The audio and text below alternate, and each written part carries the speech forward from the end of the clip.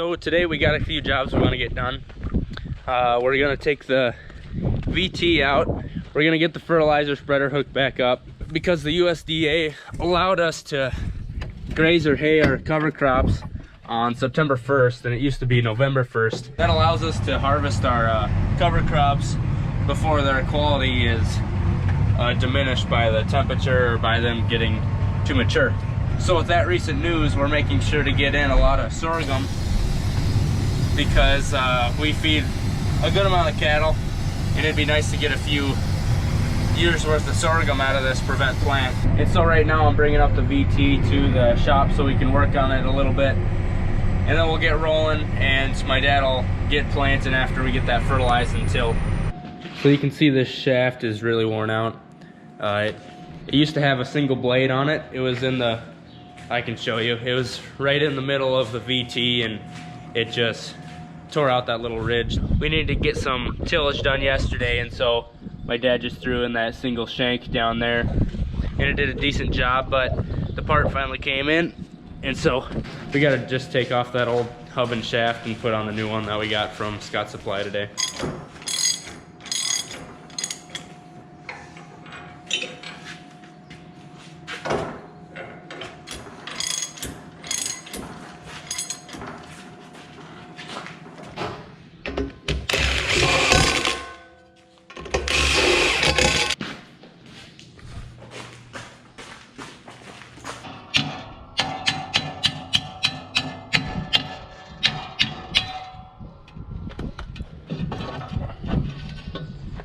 I got it. Where's that?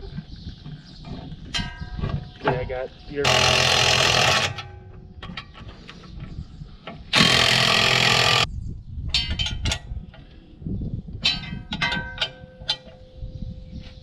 So now we just have to move the baler so we can get at the fertilizer spreader, and hopefully the forklift starts so we can use that.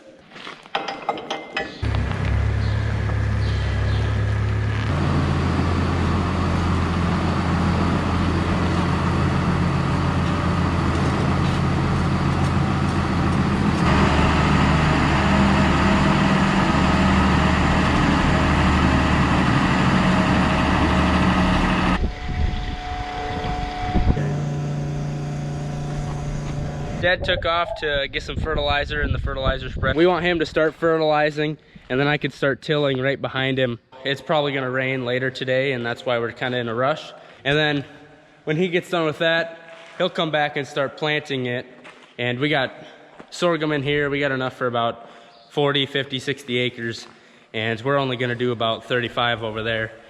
And then when I get done tilling, I'll have to come back and I'll grab the fertilizer spreader, and then I'll fertilize some sorghum that we planted yesterday.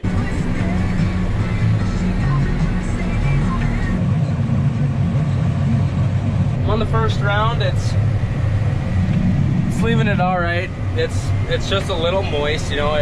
We got like 10 hundredths last night, and we got, I think, 20 hundredths the day before. And I see there's a tiny puddle over there, but I feel like the ground's not totally saturated, so I should still be able to go through that puddle. We actually fertilized this half, and then my dad is fertilizing the other half. And by fertilized, I mean we spread manure over here, and we put on a good amount. We're thinking it's not really economical to put fertilizer on this. It's just sorghum that's going to be cut for silage, and so it's not like it's a corn crop. And so we think that this should be a sufficient amount of nitrogen for us to get a decent amount of tonnage. And then the stuff that didn't get manure, he's spreading urea on.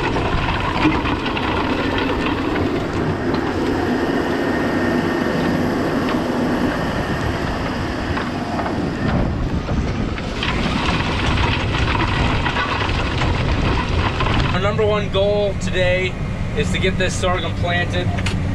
I'm losing quite a bit of speed, so it's a little wet. And if the rain stays away for a decent amount of time, it's looking 4 o'clock right now, but it could pass. It's blowing a little north of us possibly, and so it could pass us.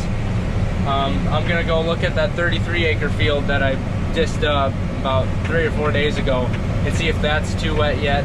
And if it's not, I'll take the drill and I'll be putting millet out there. And with that millet, we plan on cutting it and baling it just so we have some extra feed laying around.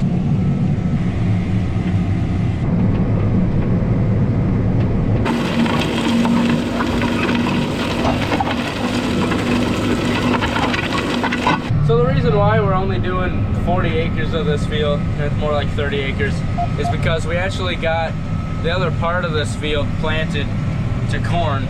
This was one of our few fields that we actually got planted to corn. And this part that we're doing right now was too wet then. And so now it's finally dried up enough, despite the rain that we've been getting the previous 2 days. And so we can finally plant something in here. And it's a nice location, because this field is right at the north place, and so the silage bunker's right there, and it's a short haul for when we get this hired to be chopped. That's why we like to have this 40 acres to be silage. Another nice thing is that when you chop silage, you know, it takes off a lot of nutrients from your field, because you're not just taking the grain, you're taking the whole plant. And since we were able to get our manure out here, that replenishes a lot of those nutrients, because, you know, you feed the cattle the whole crop, and then they eat it, and what doesn't stay in their body, you know, they excrete out as manure, and then it's a good way to cycle your nutrients.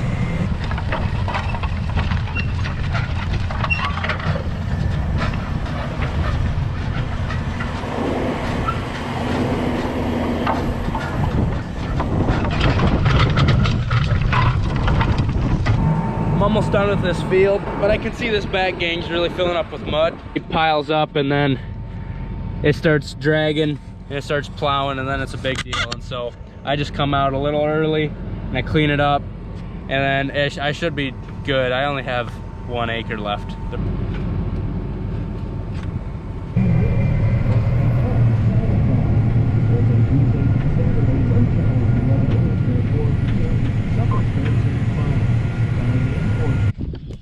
Hey, Ellie.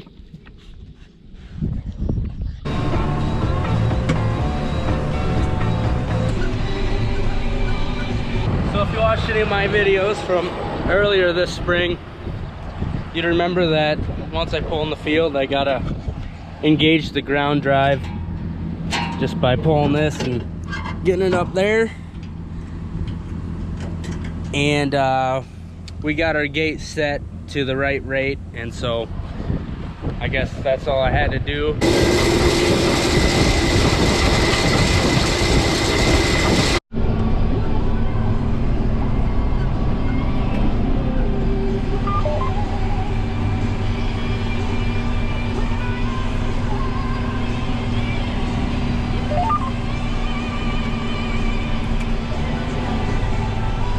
So just like that other field, we're only doing about 30-40 acres because the other part of this field got planted. This is our big, it's more than 200 acres, almost 300. And we found, I think it was about 70 acres inside of it that were able to be planted. They were dry enough. And then this west part, we're gonna do our sorghum. And this is a good location because it's close to our home place. And so that's a short drive for the trucks when we're cutting this, as well as just like the other field. And then we didn't get the way east side planted of this one. And so what we're gonna do there is we're gonna plant millet, and we'll be planting that hopefully this next week. And the plan is to cut that and hay that, make some bales, and so we'll have extra feed with that stuff too. Getting near the end here, about 3 acres left, maybe 4. So after this, I'm gonna unhook the fertilizer spreader because we should be done with it for the rest of the year. And then I'll hook up to our drill because that's what this tractor will need to do next, I believe. So I'm basically done. I just gotta do the end row on the west side. And so I'm gonna check out how much we have left, because if we have a significant amount left, I'm just gonna top dress on this corn, give it a little more. And then that way, when we harvest, we'll be able to see if we should be putting on more fertilizer, if you know, it was economical based on the increased yield on that stuff that got extra fertilizer and the cost of the extra fertilizer. Well, It's pretty obvious that I don't have enough to top dress any corn. I guess I could have just looked right here and noticed that I could see sunlight. But on the bright side, we got just about the perfect amount of fertilizer.